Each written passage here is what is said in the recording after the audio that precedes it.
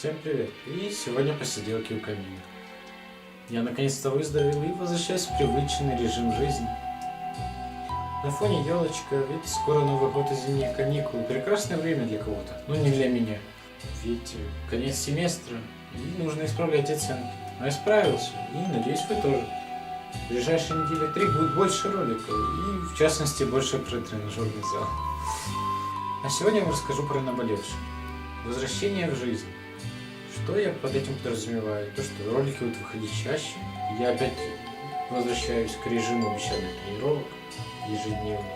Я надеюсь, я смогу разнообразить контент своего канала чем-то, но пока не придумал чем. Если у вас есть идеи, напишите, пожалуйста, в комментарии, я прочту ее.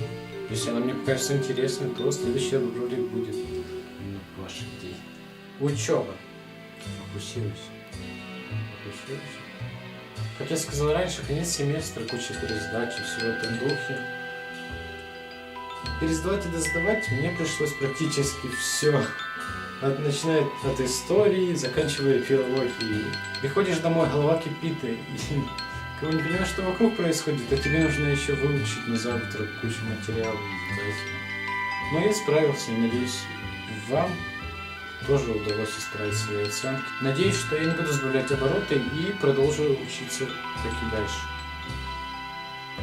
Следующий семестр я обещаю начать учиться и закончить год хорошими оценками. Ведь 9 класс это выпускной класс, и пора начинать учиться.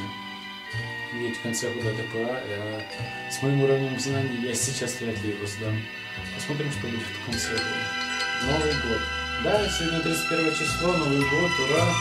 И только новогоднего настроения нет. Это, походу, все портит сейчас. Ну, скорее всего, начало весны, но никак не почти середины зимы.